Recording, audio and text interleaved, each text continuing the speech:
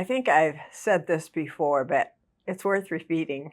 We are living in a very different time with a pandemic, uh, change of government, many changes in the earth that can kind of rattle your cage, make your tummy rumble, and you choose not to live in fear. And yet there's times that some thoughts go through your mind. I wonder if, or how is this going to work out?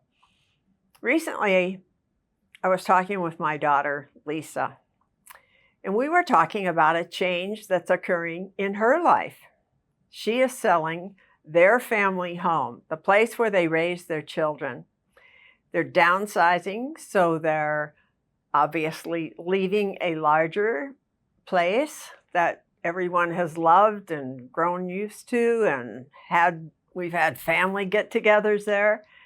And they're downsizing to a smaller place, still in Edmonds, but it's a change. And that's what we're talking about today. Pandemics, changes, upsets, question marks, things that cause us to pause and think, hopefully not worry, but we're human beings. And sometimes those worrying thoughts do enter our minds. As Lisa and I were talking, I said to her, I feel so grateful as I look back over my life for all the things God has done.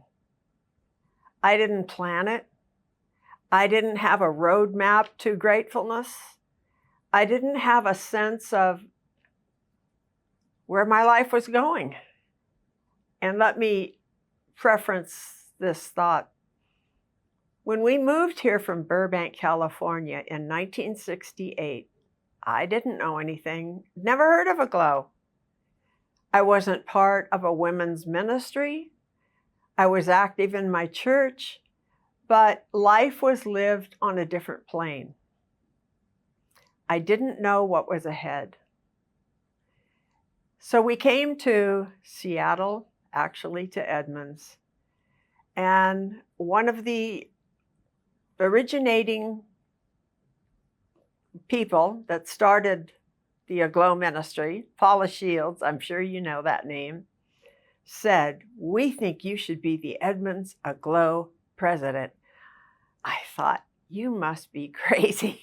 I have never done anything like that. But for some reason, I accepted.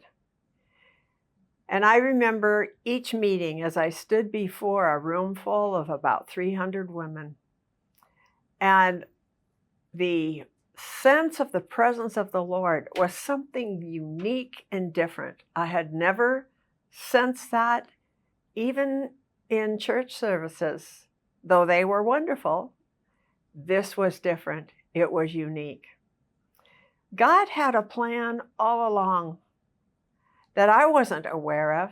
In fact, He often chooses the very person that seems the least likely. I was fearful, I was nervous, I was one who liked to be in the background, never in the front, never leading. But God had a different plan. So as I was speaking with my daughter, Lisa, and looking back over my life and all the things that have transpired, and a big part of that is being part of Aglow International in 180 nations. Oh my goodness. I feel so grateful to God that He included me in this fabulous move of the Spirit. It's not just an organization, it's a move of the Spirit. And I trust today that you feel grateful for the journey that God has put you on and walked with you. He walks with us every step of the way. In fact, the word said He goes before us and prepares the way for us. And I believe, even as I've stated before, that Aglow is about to enter or has entered a third day awakening. And I think that what is before us is so awesome, so exciting, so filled with the presence of God, that we are going to stand in awe at who He is and what He does and how He uses Aglow International. Be grateful today that you have Jesus in your heart, that you're filled with the Holy Spirit, that He is leading you on a journey that's filled with fruitfulness and wonder, and you will stand in awe at the end of this journey. We're so grateful.